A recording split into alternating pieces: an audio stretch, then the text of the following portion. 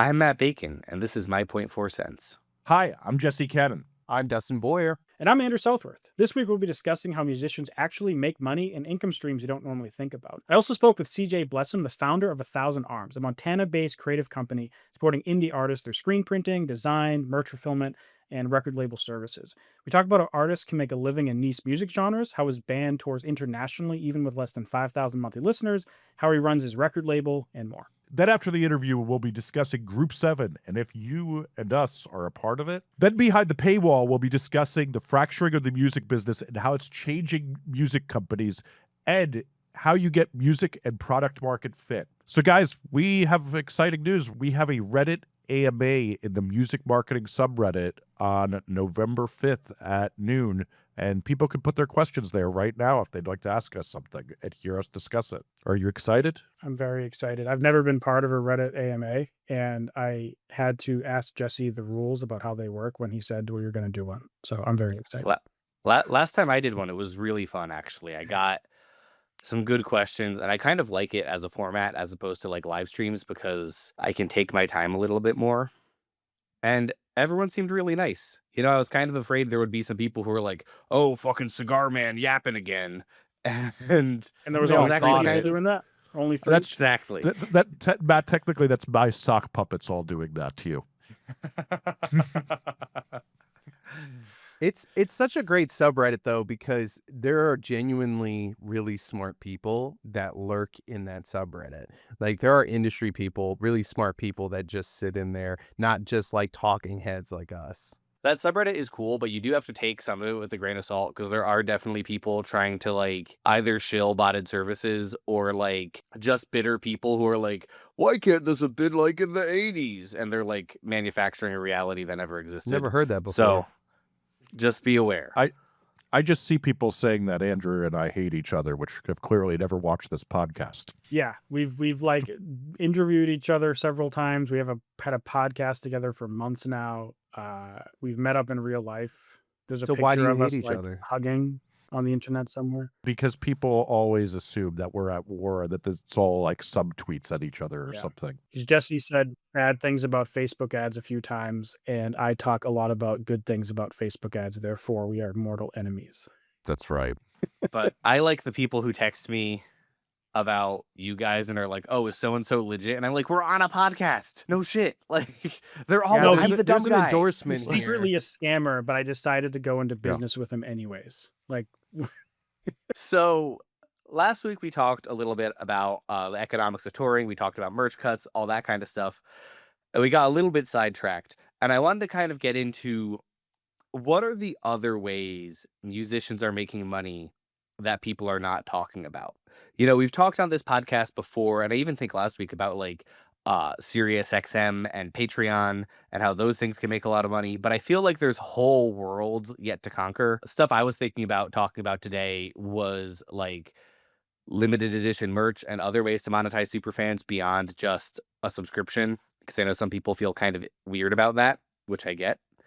And then I was also wanted to talk, this is a little bit outside of most of our scope, but I wanted to talk a little bit about publishing and like ways you could be making money that 99% of musicians like completely don't think about. in terms of like the merch and limited edition stuff, like the interview that's part of today's episode, that dude has like his niche, like the streaming volume isn't very high because it's like post rock, post metal, but the consumption through like physical media and merch is very like a lot higher than a lot of other genres.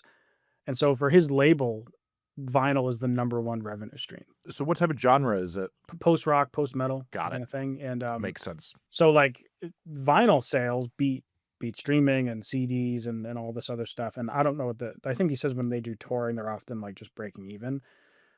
But that's, you know, specifically, I've seen in that niche a lot of very like limited edition vinyl runs, like of really cool variants or like very cool packaging types, and not necessarily just in what he does, but from other artists and other labels. And there are people who, depending on what you're doing, might spend $100 on something that would normally cost $30. And some people do very good. There's this artist, the Enix, that I know, that I think on that at least was on Fix. I forget if he is or is not anymore, but he does really cool. Like, I think he's done like custom socks and he's he's done like belts and stuff, but the design in it is like really cool, and they're all limited edition, small run. I think they're more premiumly priced, and he does really good. And a lot of other artists do like boring shirts. He's like, no, I'm not going to do that. I'm going to do something more fancy. And because of that, he's able to turn it into like a much better revenue stream than a lot of artists who just do like, here's a T-shirt with our logo slapped on it. So what I've been doing for years is sitting down and making you have your merch design, that's cool and that's great. But then if you make a variant on that merch design where you just print the merch in a different color or you print it on a different color garment, then that can be limited edition without having to have spent an extra, Yeah. $200 on a design. And the real hack, this is like the real sauce that I've used for some pretty huge artists, is if you make it limited edition and then you say the only way to get a link to buy this is to join our email list. And so that way people are giving you their email so you can market to them forever for the privilege of being able to buy from you. Right. That And like, they're already, primed to purchase from you. exactly. And like, and Mhm. it gives you multiple chances to kind of push the exclusivity. And the part of the beauty of this, especially with like hyper limited edition, like 25, 50 runs, which you can really only do with merch, doing that with vinyl would be really hard, just for the record, is you can do it as a pre-order. So you don't actually have to have any money. Mm. Right? Like, because also like if I'm going to buy 25 shirts, I don't know what that size breakdown is going to be. I'm not going to hope that the 25 people who want the limited edition shirt are the exact size breakdown I came up with, right? So instead I'm going like get the money up front, find out the sizes up front, then I'm going to buy the shirts and I can do more stuff. So that's kind of been one of my favorite tactics, and you can't do that every like month, but you can do it a couple times a year and that starts to turn into something. And then especially if you're creative with it, and then it's not just shirts, but it's also if you're printing, 300 records, getting 25 as a different color once you have the plates, not that expensive. Everyone knows I just went to Disney World a couple weeks ago for vacation, and I think Disney is like the master of letting their fan base like categorize themselves monetarily. Like you have of course the movies and stuff, and that's kind of the top level everything. But then you have the parks, and that's like a subset. But then you have pass holders, and then you have Halloween parties. And the cool thing, I went to one of their stores when we were at Magic Kingdom, and there was there's obviously a store, right? So you're entering a store to buy something. There's a subset of the store that's only for people who bought a party ticket to the Halloween party. And to get to that part of the store, you have to show your wristband or prove that you had a ticket. So you have to show like you have to buy another thing to be able to buy this other thing. And then It's so inside of that insane. section, there was another section for people who had a party ticket who were also annual pass holders. So it was a subset inside of a subset. And granted, this is also people who are already in the park. So you're spending They like already spent $200. more than that. Yeah. Yeah. And so like Disney knows that the people who love them the most will go buy all this stuff, right? And the people who can afford it also. And they just make that stuff available. And I think a lot of times artists view this stuff as like, ew, capitalism, that's bad. I don't want to sell people stuff. But if you make stuff that's cool, like people want to buy cool stuff, and you just let them kind of self-categorize and self-select, and you show it to them, but you don't have to be like, you must buy this. You just make the cool stuff for your fans, and Nina see what Geraci could get away with it. um, But I mean, I think interestingly with that is like one of the things I used to have a checklist of is especially like with Man Overboard when we really had a lot of success with the Defend Pop Punk shirt. That shirt's in every design possible, every color design because we would just cycle through them. But one of the other things I see with the group I work with now that I can't talk about is that when we see the female orders go higher, then we change them over to feminine designs, meaning baby tees, other things, even thongs sometimes, because then we have gotten the hint that this is a design that goes well because we find that band's audience is very, very unpredictable with what they buy. But once we can see the data breakdown in Shopify of what we assume is sex, it's very easy for us to get a hint of where we could make more money off that design. I was gonna say I have an artist who's making a killing right now because they've toured for 2 or 3 years and they love like the little things like lighters and koozies and hats and all these other things. And they have all the like 1 or 2 of these different designs. So for this tour that he's on right now, this artist Austin Snell is doing a genius thing where he's making like surprise bags essentially and charging $75 for them. And so I think the products in the bag are probably worth 30, $40, but everybody is walking away from the table. And he was telling me today that they would be walking away from the table and somebody would be like, "What is that? What did you get?" And he's like, "Oh, surprise bag." And literally he's just making a killing while also offloading like inventory he's been struggling to get rid of. Because you can't just, you've got 3 lighters, you can't just put them out and try to sell 3. I guess you could, but yeah, it's a pain in the ass. So, there's Yeah. clever ways. Like, don't be afraid. I mean, look, it works on my 4-year-old, these little surprise egg things or whatever. Like, it works on Oh. everybody. Going to Japan, you see that more than anything. That no one has any idea what's in those coin machines, and then they're just happy they're getting something. Yeah. And it's they're paying for the fun of it. They're paying, for that fun of opening it up. Because they love gambling, and you got to get them Yeah, addicted that's really young. it. We're all addicted to gambling. Yeah, you got to extract but it- every dollar into sports gambling addicts. But it's also this thing of like, the more DIY version of that is sometimes you'll see like road dog bands will have like a cheap shirt bin of just like old shirts they could never move and they're half price, and like you have to go through and find something that's cool or your size, but like it's just there, right? And I think that there's huge value in like understanding your dead stock is dead stock and it's not going to like a shirt design from 4 years ago that nobody liked is not going to magically sell one day, and finding new ways to repackage that. The other one I was going to say I think is cool is Boy Genius did these like paired shirts as always an angel, never a god. Like that's a big lyric on the record. You buy an always an angel shirt, but you can only buy that with the never a god shirt.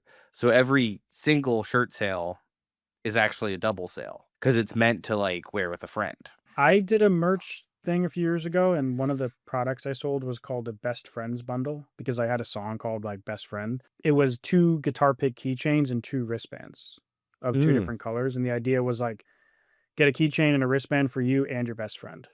And it was just a way to, because like they were so cheap to make, I didn't want to like sell like a $2 product, so I just doubled it and sold it for 5, and it allowed me to just move twice as much stuff and make it fun. That's awesome. One of the best tricks I was actually just reminded of it because I had to just do it again. For those who are like, well, I've barely ever sold any merch. A lot of the time when Matt and I actually did a whole video on my channel years ago of improving bands' merch, one of the things you see is usually they have no idea what the goal is and what they should even be doing.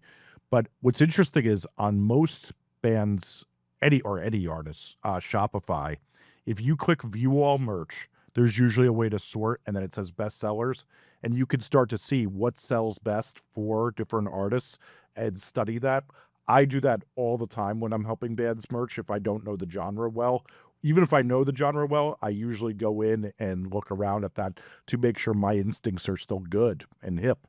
And even like you don't even need to go that far. Like literally go to a show in your genre, see what shirts people are wearing. Okay, now, like I've literally booked. Get on Chat GPT, ask it for a No, design. but like I've booked I've booked festival headliners based on with a festival I work with. I basically was like, oh, this is the most popular shirt this year for a band not playing. We're gonna book them next year because this is the public saying this is what we want. It's right? clever. Yeah, but Pretty they put their easy. money up. They vote with their money. By the way, Yeah. there's a lot of artists that are probably listening to this and they're like, I don't even have any merch, which, we all talk to artists. It's surprising. I've talked to artists who are playing very big rooms and they don't have a website, much less a Shopify. I just want you to know that if you go to Squarespace and then you sign up and you put up a website and then you sign up for Shopify, it's so easy to integrate. It walks you through all of it. Just sit down one weekend and do it. It's worth having that storefront for your project. You're saying Shopify for printing? I thought it's Printify for printing or Printful. Are you sure you're getting that right? I'm just saying to set up a store. Like, set up a Okay, I website, see. set up a Shopify. It's super easy. Sorry. As far as merch You goes, can obviously combine them 2 in 1 too. Like you don't need a Yeah. Squarespace. Shopify is not the best at making the website portion. So you can get a Squarespace and integrate a Shopify, but you could just get a Shopify plan for their $5 a month one, and it's kind of mid because it's their cheapest plan, but like it allows you to sell stuff and then integrate with Printful and do print on demand merch to have something at least available. Well, and that's what I'm saying. Use Yeah. the Squarespace integration for Shopify. See, I've just done a lot of time. I've made the website from Shopify and then integrated with Printful for the smaller artists. And then as they graduate up, then we get an actual merch partnership. But I've done that a ton. I usually would skip the Squarespace too because like you can make a good enough website on Shopify. Yeah, Yeah, but honestly, you I think should some have of a my best looking website, right? websites are there. But the Shopify can also be the website too. Like there's a page builder. Yeah, I build the websites on Shopify very regularly. I've done it with a lot of Really? things where it could do Just do the everything you one. want. No, like honestly, like one of the biggest artists I worked with, like I think since 2020, it's just been Shopify. Really? And it does everything. I've never sat there going, I would like for it to be something else. I hadn't considered that. And you can get plugins and stuff too. Like if you want, you could go to town and spend like $300 a month and have this like crazy store, but it'll do everything. You like, so it's just a matter of is it the easiest way to do it. And you often like with your new artist, you can skip because like Squarespace is kind of expensive. It's like $15 to $25 a month, I think. Starting, you can get a Shopify plan for $5 and it's at least like something. And then instead of paying 40 for Shopify for the full one and then also 20 for Squarespace, you just have the 140. And now I have like 5 Shopify stores, so I'm getting pretty good at building the sites. It is a doozy. Like you'll spend a weekend building the site and making it look the way you want it to, but like you can do everything you want to do. And the thing is, like with web stores, in my experience, they don't need to be like the fanciest thing ever. They just need to be good enough that it's not like a pain in the ass. Yeah, people aren't spending time on your website other than to shop. Yeah. But okay, so before we finish this segment, I want to talk about a couple publishing things really quick that people don't know about. The first thing is using BMI or ASCAP to record to get live performance royalties. You could do that on CSAC too. If you're a nerd, Not just live performance. What do you mean a but fucking also, nerd? There's tons of people who use CSAC. Millions of musicians on all these platforms. Yeah. Like I've been on CSAC for 30 years. You nerd. Well, so if also from the performance thing though, it's also streaming generates performance royalties. Yeah. Or so like if you're not registered, like let's say you typically if you make like I think it's like $100 from your DistroKid, there's going to be like $15 in your BMI. I think it's like 15% or something that ends up being the publishing side. The misconception I see about publishing is that it's like, oh, well, that's not for me because I'm not going to get like a placement on like a football game. But it's not really about like placements are cool, but it's not really about placements in my experience. And my experience is much more about like the 80 million small places you collect from. Yeah, and by the way, if you don't know this, your royalties for your music is split between the writers and songwriters and the publisher. So the only thing that pays out on the publishing end are these like organizations. So you're basically missing out if it's not, Matt is right. It's not just about syncs. Like there's this confusion because I think people, when they think of publishing companies, they think like, am I a writer? I go in a room, I write a song and I get a cut. No, it is like such a huge chunk, half of your money coming through royalties that if you're not signed up, then you're not getting paid that money. And then performers with Sound Exchange. And producers even with Sound Exchange, which a lot of people don't know, is that if you're a producer, you also could sign up to get a piece of that as well. So that shit's important. Go sign up. And I just want to clarify something because this is something people don't necessarily understand. You can sign up via like ASCAP or BMI or CSAC. I don't know why you're treating CSAC like it's some weird thing. There's literally like a large portion of the music business that's on here. This is ridiculous that you're talking about. I just liked how offended you got. I'm just being a dick. It But- I've just heard sounds CSAG is ridiculous. actually better at They getting are. artist or royalties than most of the other Mhm. ones. So Well, Yeah, it's a different way that they split the pot. Is that But- the pot is more even, whereas BMI and ASCAP funnel to the top artists. So okay, so you sign up with ASCAP, BMI, or CSAC, and you get your songwriter royalties. How do you get your publisher side royalties?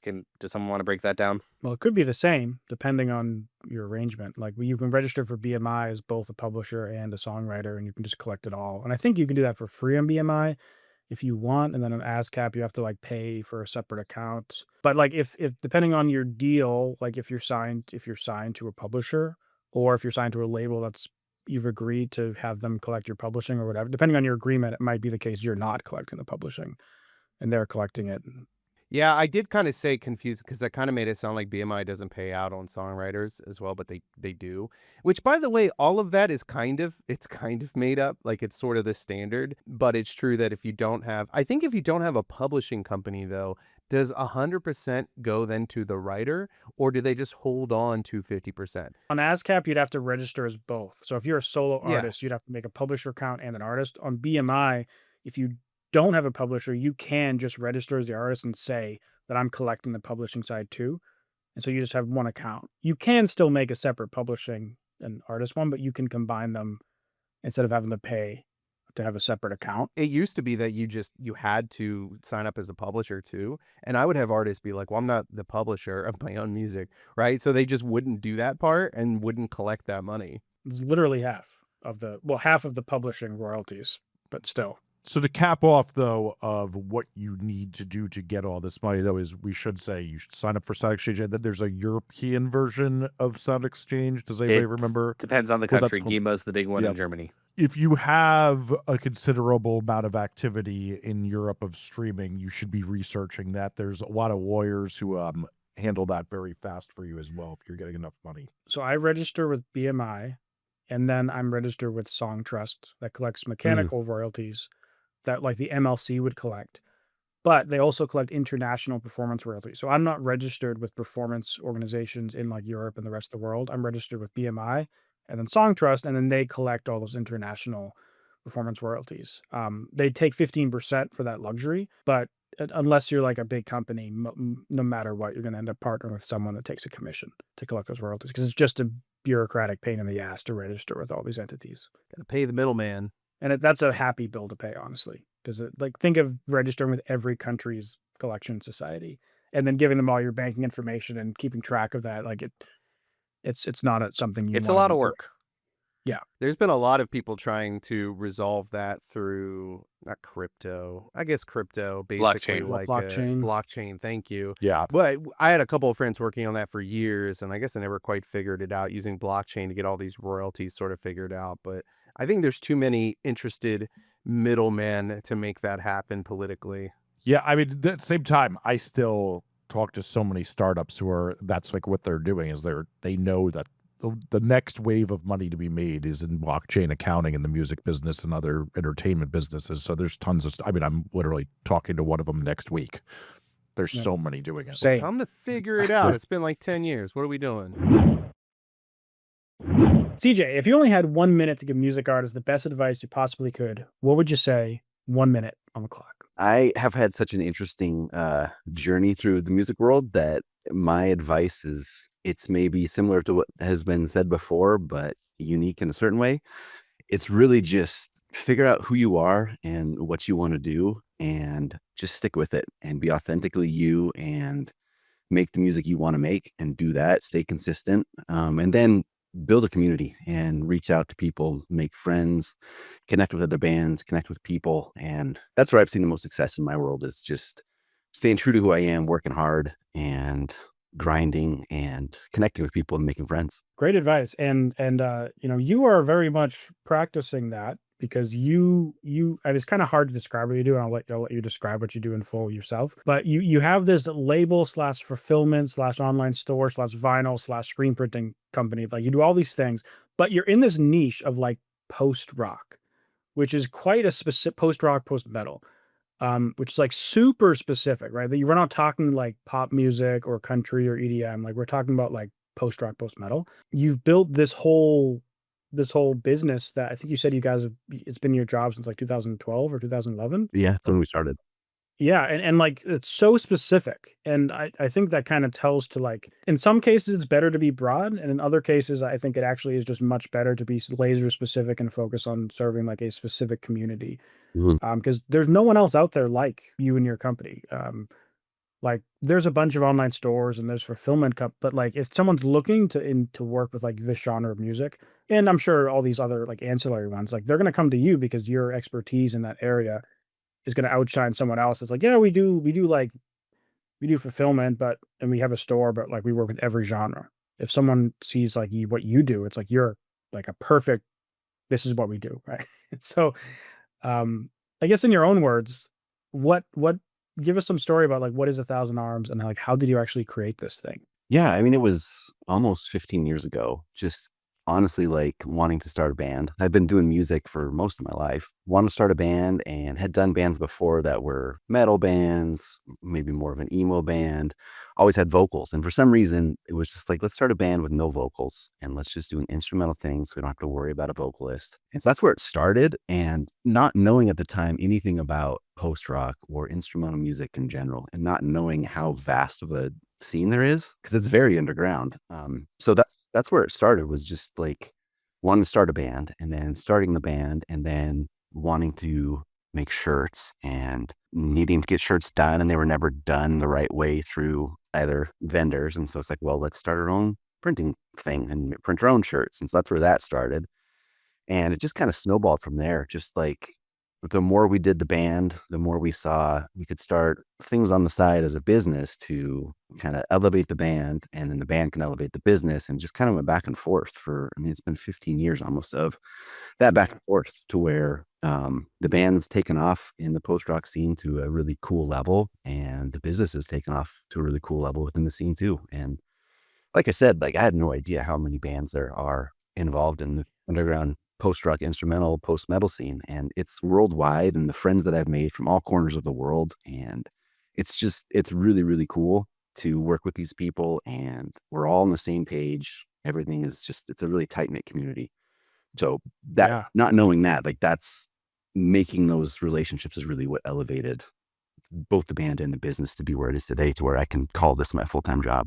Yeah, yeah. And it's for everyone watching that like how we met was I have a subscription to the Pelagic Records like vinyl subscription thing, which in America is fulfilled by 1,000 Arms. So like Pelagic, I believe they ship I don't know, giant box. I don't know if you guys order your own inventory and ship it or they ship it to you. But either way, it's like you fulfill all the orders in the United States for them. I was hitting them up because I didn't get an update from Pelagic. But when I hit up 1,000 Arms, within like an hour, CJ replied back, like helping me out.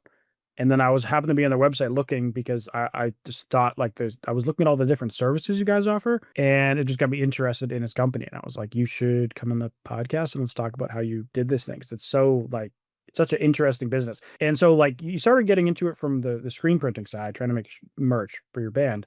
How did all the other services you guys offer come up? Because you have fulfillment, you have vinyl production, you have graphic design and other services like that. So like what was kind of the steps of all these services that you added?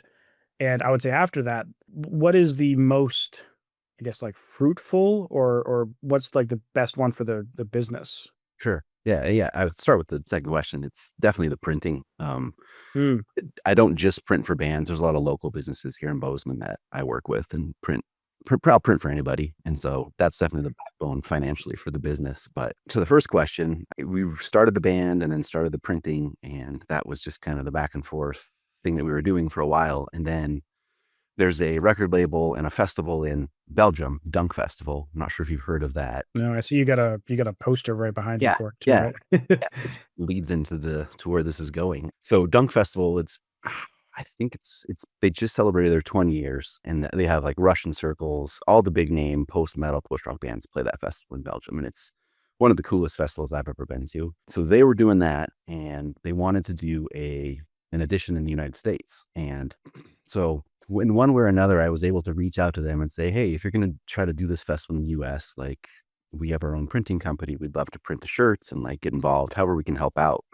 And that just kind of spurred the whole relationship with Dunk. And we helped them actually facilitate and run the Dunk USA, which was in Vermont. It was really cool. But that was where that relationship started with Dunk. And they have Dunk Records. They put out post-rock releases. My band's on the label, and a lot of other really good bands.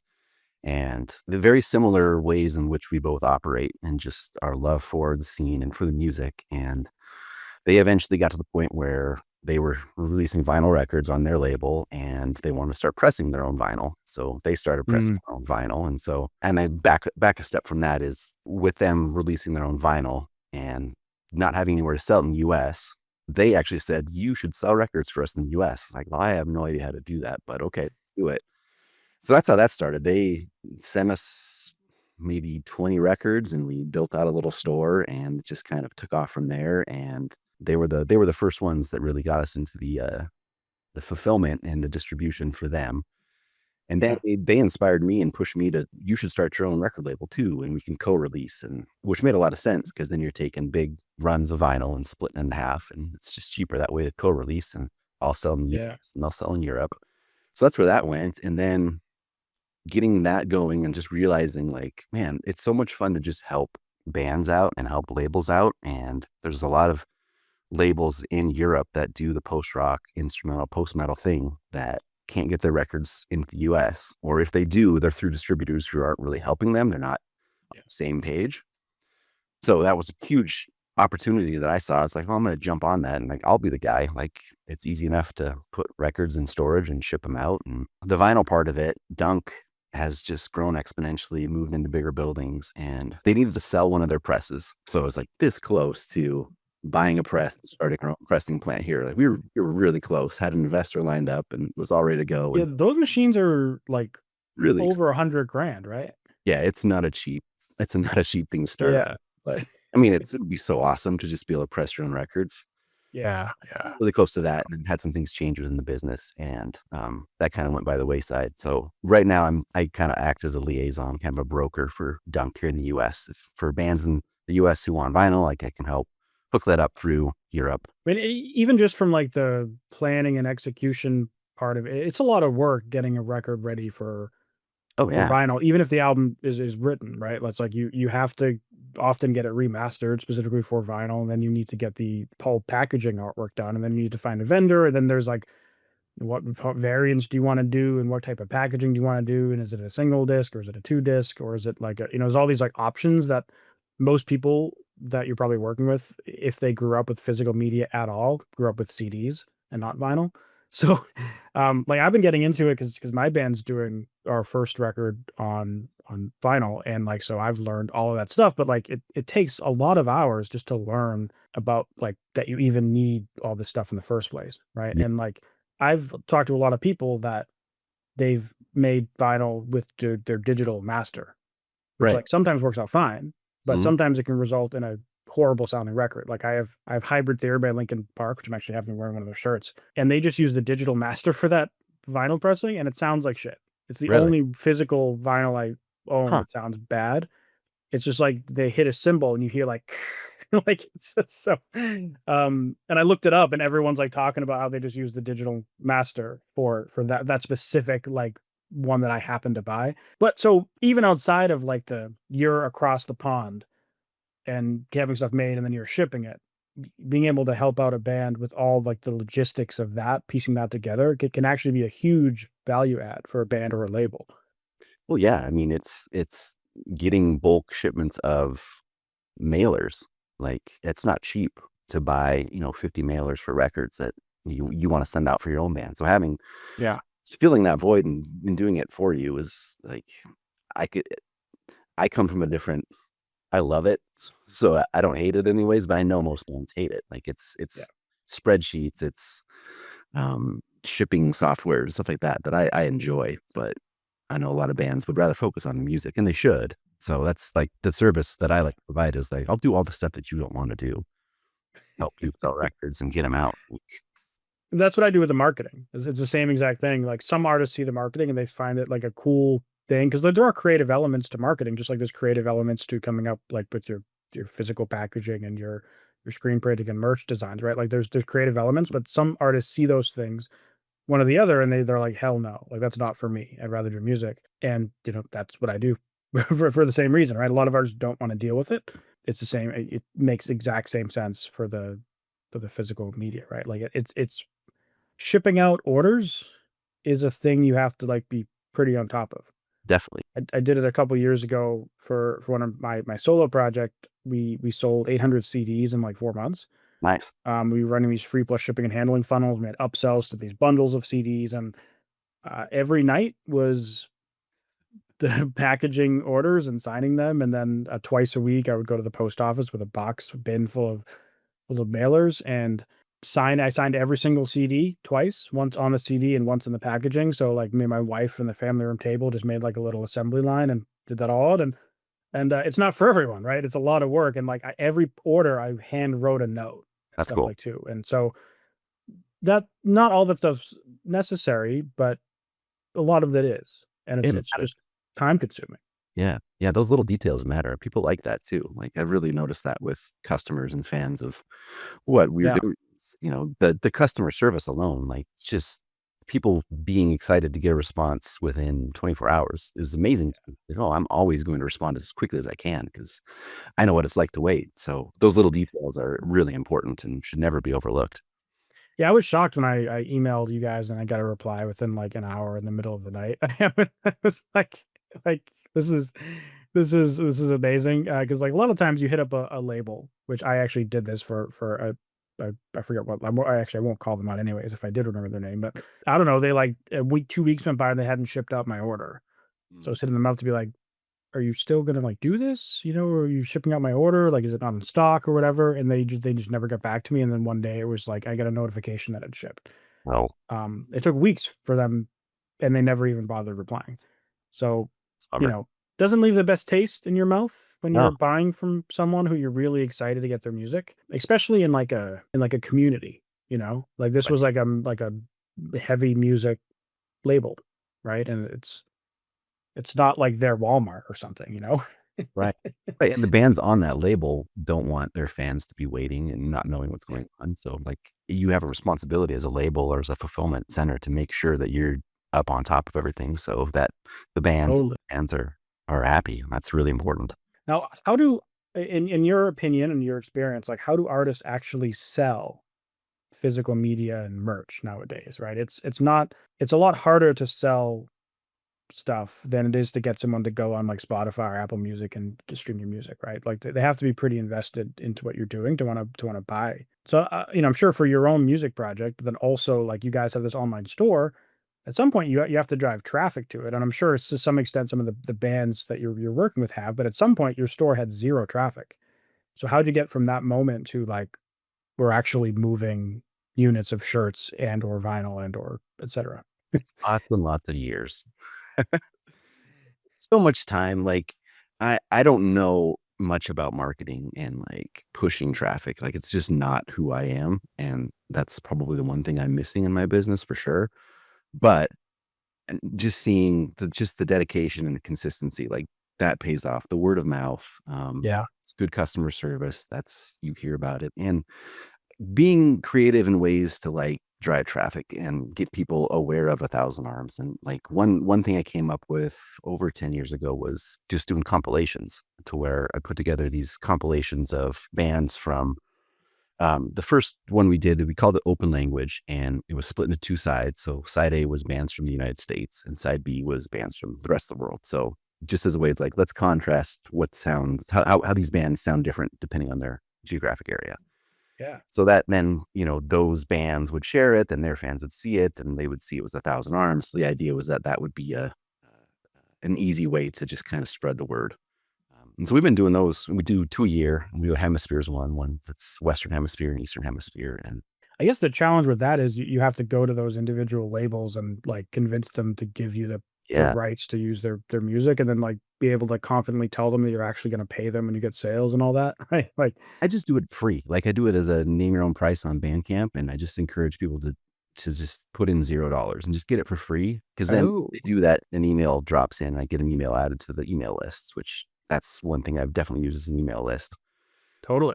And a lot of the bands are just cool with, say, yeah, take the song and use it. And, and if it's a new song that isn't out yet, so we can premiere it, they're into that. And that's, again, the cool thing about this genre and this community is they're all willing Yeah. to throw the music at it, not really concerned about the money that they're missing out on just by being at a free comp. Yeah. Yeah. I mean, a lot of artists, I think, get a little too. Obviously, the money matters. Like if you're trying to make this like a full-time gig, like people need to pay their bills and everything. But I think some artists get a little too overzealous with that. It's like they need to get paid for every little shred of thing they should be owed. And like for example, for a lot of years, I never used YouTube Content ID for any of my music because my thought was like if someone wants to use my music, like great, just tag me somewhere. Yeah. Well, I don't want to penalize them and demonetize their YouTube video. I ended up having to go back and turn it on because like what ended up happening was people would go and steal my music and they would opt into Content ID and then they would take my royalties Yeah. and I had to go fight that. And so basically bad people ruined it. But Right. That's all. that's what I think about the compilation thing too. It's like an artist is just like yeah, if you want to release my music with a bunch of other artists in this space and we all have, let's say we all have 5,000 fans each, or just like hypothetically, Yeah. it's if each person's fan base is checking that out, it kind of helps all bands, and they fit well together because that's why they're on the same compilation in the first place. Yeah. And they get to brag about how they're part of this thing to their fans too. So it's a great idea. Yeah, and then it gives me an opportunity to interface with all of those bands that I haven't interfaced with before, and I can say, well, here's other things that I can provide for you if you're interested in getting your music in the US. Like I can help you out. Yeah. So it adds to that, and it's How does the whole Bandcamp thing work for you guys? Like, have you found good traction on there, good income on there, or? not really. A little bit. I wouldn't say like as far as the record label goes that there's a lot of money coming in. There's really not a lot of profitability. It's one of the things where make enough to just kind of keep the thing going, and because I love it. So the digital side, and a lot of times I'll just let bands, like if they want to release it digitally, if they want to retain territory rights on their releases, I'll just let them. I really just want to help with the vinyl. So it's, I think Yeah. like I'll front the vinyl costs, and then once I recoup, we'll split profits 50-50. Pretty traditional kind of setup. Nice. But again, it's not, I'm not trying to buy a yacht or anything like that. It's just love it so much and just care about the people that are part of it. So however I can help out and just have fun doing it. It's A lot of labels at the very least start like that, and a lot of them continue to run like that, where like the person behind it makes their money from some other thing. And sometimes that's like in the music industry too. Like in your case, you have the whole screen printing and then you have the fulfillment. Like you have all these things that are you're providing you're like a services business for artists and labels. And so if the label itself is just self-sustaining, it doesn't matter because even the customers you bring in, like artists you bring in through the label might end up becoming customers of the artists and services and all over time. So I've talked to a lot of people where like the label they start, it's just like a thing that's like a passion project that naturally feeds into whatever else they're doing. Like they own a music marketing company and it just kind of makes sense to have a label at some point because you're constantly talking to artists that are crazy talented and sometimes have really good performing music. And so you just like sign some of them or or whatever, right? So it's interesting. A lot of people view labels as this bad thing, artists, and most people and granted, there's a difference in a major label and an indie label in a lot of circumstances, but everyone I know that has a label is pretty like they're not rolling in cash for the label, and they're super into it for the right reasons. If you're enjoying this interview, there's actually 30 more minutes of it, but you need to be a premium member to see it. So head to the description to sign up on YouTube or in your favorite podcast app. So let's talk about Group 7 and whether or not you're in it. And I think like most millennials, you probably opened up your TikTok or Instagram, mostly TikTok, I think, and everybody was talking about whether or not you're in Group 7, and you were like, what is going on? Jesse, I think you said your wife was off the platform for a couple of days and got on and was like, what did I even miss? Oh, no, that was Andrew me. said, Yeah. Oh, Andrew, excuse me. She was off for like 2 days because we were like busy with house stuff. And she was like, I heard this Group 7 thing. And like I was off for 2 days and I missed it or whatever. And then you guys are telling me we're talking about this Group 7 thing. And I'm like, apparently I'm not in it either. So I just want the record to state that if my wife was ever not on TikTok for 2 days, I'd be doing a wellness check on her. Can you imagine working in politics and also just having a life enough to watch TikTok? So here's the thing: you get on these platforms, and it seems like some kind of like joke that you miss. But I think like the rest of my millennial friends here, we all deep dived. Although you're Gen X, excuse me, Jesse, Gen X. Deep dived Zennial, thank you into Zennial, thank you Zenny. very much. Yeah, Zenny. you're on the edge, right? And I'm Gen Z, just saying. Are you Oh. Zed? Give me a pass. Okay, fair enough. But either way, I dived into it, and it's really so what it is it's this musician named Sophia James, who basically did what we've all done with musicians at some point, and just tried to do some kind of like hokey meta thing on TikTok to get people to listen to your song. And what she did is she said, I'm going to post 7 posts in a day, and basically have each one reach a certain amount of people. And the first video is group 1, second video is group 2, and if you see this, you're in that group, whichever one you see first. Really simple campaign, nothing crazy. And group 7 was the one that took off. That was the one, I think it's at 14 million views right now. Oh, I thought I thought it was way more than that. Oh, It's maybe. more than 40. I just It's saw like 40. I saw 40 million the last I looked. So as Yeah. of Thursday morning, had nearly 52 million views, 6.4 million likes, and 319,000 comments. There are so many artists that try stuff like this, and I've seen it done a million times. The only thing that I've really struggled to understand is why this one took off, because I don't think it's because of the song. I don't. And that's the part I'm still genuinely confused about. But it did take off, and people adopted it to their own thing, because at the end of the day, all of this is just about themselves, right? It's the same reason people love astrology, is that once you group people together, you get to say something about yourself. Like group 7 is this, group 6 is this. And maybe that's the key thing, is that everybody got to be their own group and make themselves special. Just like I am an emotional wreck because I'm a Cancer and I was born in June, right? So that's, in my mind, I think that's why it took off. But I'm curious what you guys think. I think one of the secret hidden things here is since I am a Zennial, thank you. A lot of my friends have kids that are teenagers, and what they keep complaining about is how much the fucking kids say 6-7 all day. So there was this added thing of that a lot of people are in the mystery phase of they don't know what 6-7 is. So then there's this group. So when I signed on the platform and I first started seeing this, it was about a day and a half into this. And I'm like, what are all these musicians posting? This is for group 7. I want to collaborate with you if you're in group 7. Group 7 all knows this song. Group 7 all is doing this. And by days, we're now a week out into it. Like, I saw on the fucking platform and it's just this. And it's gone beyond Sophia James and the song by any metric. Like, I'm looking at her streams, and her streams on her song, or her whole Spotify account, went up by 100,000 listeners in the last week, which great. But when you're looking at, and it's 75 million views, this content, not to mention the 50 some odd million views her other content has gotten. If this was about the song, then she would have had millions of listeners by now. But it's not about the song. Yeah. The song's very, very quiet in this one, whereas it's very loud in like some of the other groups, which I thought was also interesting. She said she almost didn't post the 7th video, which I think is a great metaphor for, like, you never know what's going to work. Right? Yeah. She did 6 of these and was like, like, imagine if she didn't. Like, granted, it's not pushing her song to the extent that, like, it could be if it was about the song, but, like, even still, this is probably helping this artist out a lot, just because of how Yeah, it crazy doesn't viral hurt it by went. any means. And look, like, she just posted it from her bedroom.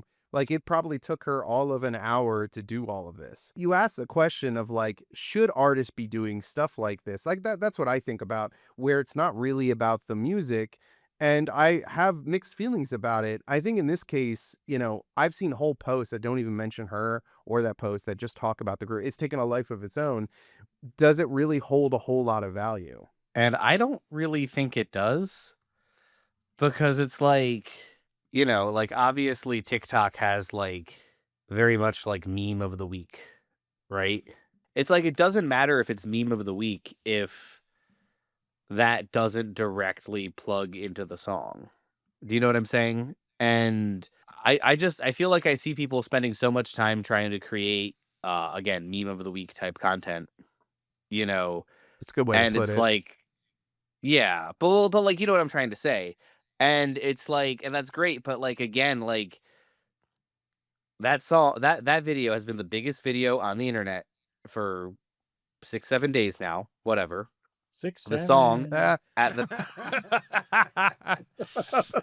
Got him. He did get him. but that song at the time of recording, 5 or 6 days after the video dropped, is at less than a quarter million streams. And like it's Well, a- I and even just looked on chart metrics. She's only gained 75,000 monthly listeners, but the question is, what will this do for her 6 months from now? Is this when people finally start to that's hear the it? thing, Yeah. right? It's the same with Brendan Abernathy. We can compare thank where you. he was. Oh, There we was go. a boy. Hey. he himself was a whole ass meme of the week, right? Sophia Yeah, and he James was a isn't meme even. about his song. And Yeah. like married in Well, a year, I'm looking at 570,000 Chartmetric streams right right now, now. and his listeners went up about 150,000 monthly listeners. And for sure, like before this all happened, he was at like 10, 15,000 monthly listeners, right? He went all the way up to 100, almost 175,000. And now here we are. That was months ago. That was June. Here we are. He's at 50,000. So overall, net positive, right? He's up 35,000 monthly listeners. It didn't break It's a his big career jump by for, any for means. free too. Like he spent nothing to quadruple his Yeah. audience and get like a ton of exposure. And I think Yeah. like from his perspective and her perspective is if they can do it again. What did it cost, right? Yeah, well, like, but if like Brendan Abernathy or Sophia, like if is this a one-off viral thing that they'll never get again, or are they able to kind of make a moment like this every 6 months? And for most people, they get one lucky viral moment and then they can never do it again. But like some people are just good at that and they can replicate it and then go from 50K and they peak at 300 and fall down to 150 and they do it again and then they peak at 600 and they fall down to 400. Next thing you know, they're a big artist. I would be more concerned if just, is this the attention that opens a lot of doors for them? Is this the attention that brings in lots of fans that they then have a leg to stand on? I mean, I hate to be mean to Mr. Abernathy, but I don't think he's going to have that, because I think that the large judgment was that he did not have the sauce first. I did talk to people who were like, oh, well, I'm now listening to her music regularly and it's going to probably open doors. Yeah, and I think that these artists, and we'll see with Sophia James, but Sophie Powers is a really good example of an artist who knows how to be meme of the week and then immediately pivot into her music somehow. You know, she even went on American Idol, right? Just to meme the judges. And then she immediately pivots, and she's done it over and over and over again, and it has built a lasting career for her. But that's really the struggle, is that like Brendan, I think, can build on it. Sophia can build on it, but building on it is the key. You've got to keep, and the problem is if you're doing meme of the week, then you're stuck in this perpetual cycle of meme of the week music, meme of the week music, because it's becoming part of your brand identity, and that's fine. You just got to continue to do it.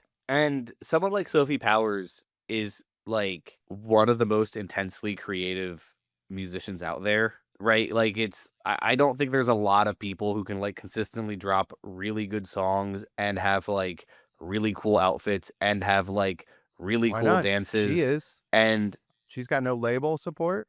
She does it all on but she's herself. doing great at it because she's so intensely creative, right? I feel every time I see her, there's a new look being rolled out. There's a new dance Yep. being rolled out. There's a new hook she's emphasizing, and that's so cool. It made me a fan of her.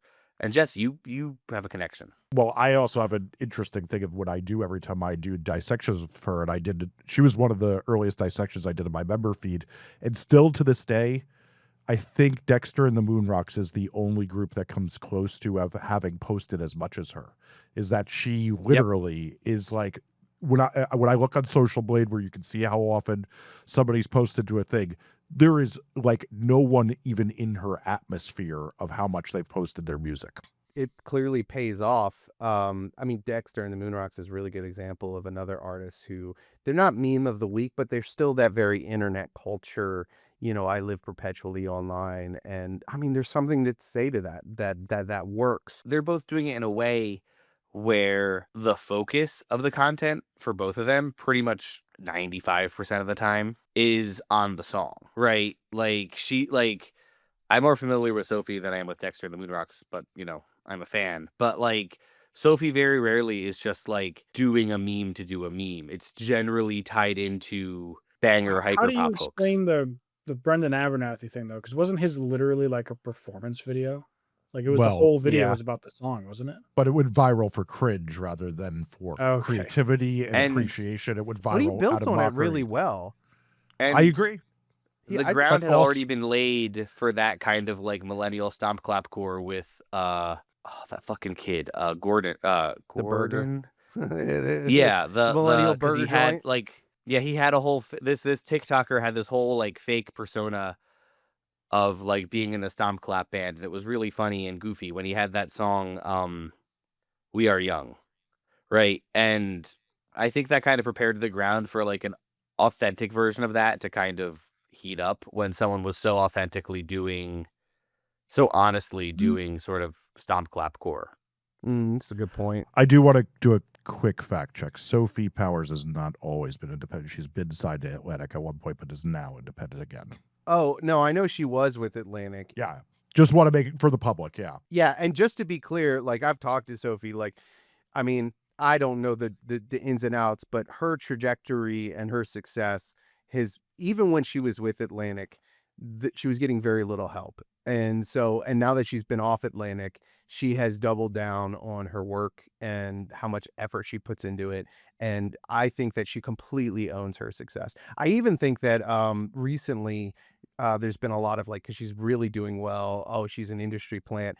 And she did a video where it was just driving her insane because if you've talked to her at all, I mean, this girl puts so much time into her outfits, her vision. I mean, it is she moved here from Canada just to do this. She lives and breathes this stuff. And so to be called an industry plant or not credit her is just, it's horrendous because she's just Agreed. incredibly talented. Yeah. And has worked harder than most. Well, way harder. So I think one last thing, though, I think we'd be remiss to not go from is that I could feel the audience going, wow, look at all that attention. And it didn't even get her streams. Why the fuck are you guys always telling me to get attention on TikTok? So my thing to that would be is this is kind of the problem of when you make content and the song is not a lot of the forefront and not really pushing out a lot of it is that you're not going to you can barely hear the fucking song in some of those videos. So the attention on the internet doesn't really matter. It's the right attention that matters. And even in our niches, of what we all post content for, and I'll give an example from me. A few years ago, I had the one of the best performing YouTube videos. I think it actually was the best performing in terms of view velocity. You get up a couple 100,000 views in a month, which for my channel is big. Mhm. It had somehow penetrated outside of the it was a video about Spotify's Wrapped, and I was going through Spotify Wrapped. And it somehow left the sphere of independent artists looking to market their music and went to general people interested in Spotify Wrapped. So get crazy tons of views. No real, a little bit more subscribers, but in terms of getting the right people, it did nothing for anything else. I didn't get more. I don't want to get all capitalistic. I didn't get more consultation bookings. I didn't get more course sales. I didn't get more clients for my ad agency. I didn't even get more people commenting that said they were independent artists. I didn't see the conversations happen that normally happen. It looked like normal people. I don't want to say artists aren't normal, but not artists. So, and so I But made a I'll conscious say it. decision. Yeah, I mean, most that's about being an artist. It was the wrong video for my channel, and it really was just this video was a little more broad appealing, and that was the first time I was ever fully was oh, this you can have a video pop off and have it do nothing for what you actually should be doing. And I've met so many artists that have millions of followers in social media, but they're not there for their music. And so I literally met a guy with 10 million followers on TikTok, less than 5,000 monthly listeners on Spotify. Yeah. But also just to kind of talk about the conversations on the internet and how that works to like income and like just positive actions based around what you're doing. You know, my Instagram went from 15,000 people to like 85,000 people in about a year. And that was cool, right? But like my company grew by like basically the same percentage that it had grown by in the previous 2, 3 years. That year, like it was great. Like I do this podcast, I do Bacon Spits because I want to help more people. And all of my content is pretty aggressively dialed into musicians, right? Like it's not like the video that went viral was like some other shit, you know? But I think that it's important to realize that it's not about the one big conversion or even the year-long explosion I experienced, right? Sometimes it's more about like just realizing you're only gonna like it takes time to convert people at scale, and that doesn't scale directly with social followers or social engagement, is what I'm trying to say. Well, and I think you're touching on a point is that a couple of videos, like right now, Sophia James is reaching an insane amount of people. I mean, 150 million people have seen her face in the last 2 weeks, but probably just a couple of times, right? And they might have only heard the song once. And the reality is the real difference between having content that is about your song and then having something that's sort of meta, like what Sophia James is having, is the touch points around your song. It's not that Yeah. millions of people saw it. It's that millions of people heard the song 7, 8, 9 times and go, okay, now I'm going to go listen to this song. And that's the illusion of viewership, is that a million people, 75 million people seeing a piece of content once doesn't do anything because they saw it once. It doesn't matter that 75 million of them saw it. So your ability to succeed as an artist is this long-term exposure. And by the way, that is why artists like Sophie Powers is doing so well. I remember seeing her doing things just as creative as she's doing right now, getting 300 views, 400 views. Yeah. And she's doing the same thing. But man, if you are beating down that door and people keep getting exposed to you, I actually saw a comment that posted a picture of her American Idol appearance in the comment section of TikTok and was like, this girl kind of reminds me of this girl. And somebody was like, that's the same girl. Like that, and it's that consistent, which is not great that they didn't connect, but I attributed it to that their own stupidity. But the You point could be is face that blind like me and make those mistakes all day. True, yeah. I think that the constant exposure is tipping the scale in her favor, and it's going to become so advantageous at some point that she can post something not creative and still do well. But there's also this thing where like I think after a certain point you're always both more and less famous than you think. Like I always tell the story about like one of the moments that made my career was I got invited to speak at a conference in Norway when I was like 23. And it was really great. And all these people were coming up, and the Bacon Spits only had like 5,000 people at that time. And all these people were coming up and going like, "Oh my God, this is so cool to meet you." And I was like, "Oh, am I just famous now?" And then I was standing next to a guy at the conference who I'd known since I was like 19. And he was like, "So you do videos online?" And it's like, bro, we've worked together for 4 years. You know what I mean? And I think, but I consistently see that happen to artists where it's like it can be both bigger and smaller than you think at the same time. Oh, and there's bubbles algorithmically for that too. Yeah. Which honestly, you just dominate your own bubble, and that's enough to have a career, though. Yeah. Like our bubble is, Art. like Andrew was saying earlier, the artist bubble. And, you Yeah. know, if you dominate those 10,000 artists, then, you know, that's it. If I walk around in like a mall, no one knows who I am. When I walk around ADE or NAMM or like a music conference, I get like stopped regularly. People are like, "Oh, I watch your videos and stuff." And that's, I think, a good example of being like algorithmically famous, so to speak, is like everyone has their algorithm, and like none of us will be in like People magazine. And honestly, that's a good thing. I go to And none of us conferences. are going to get stopped in the supermarket. But like, if any of us I've go been to a stopped in the music supermarket. conference, one time I Oh, got stopped in my college back in the day, which was crazy because my channel was like tiny back then. But like, that's a thing. You go to a place where like your people are, like a tech YouTuber goes to like a tech convention. It's a thing that happens nowadays, and you don't need to be like Michael Jackson or Taylor Swift or something. Like, you can be this niche artist and still have like a cult fan base and pop off in your niche. But if you pop off in the wrong niche, that doesn't necessarily Like do anything like for Group 6, a bunch of losers. I mean, to close this out, I mean, the funny thing is like talking about what are the implications of this. We technically read what I shared of Sophie James was from People Magazine, so that showed how far this reached and what she got from it. Thank you guys so much for listening to this podcast. We're trying to get it to go as far as possible. So if you can, please start a conversation with a musician friend by sending it to them. If you enjoyed this episode, please subscribe on your favorite podcast app. If you're on YouTube, subscribe and turn on notifications so you don't miss our episodes every Tuesday. If you could rate us on Apple and Spotify, it helps us a ton. Tune in next week for even more.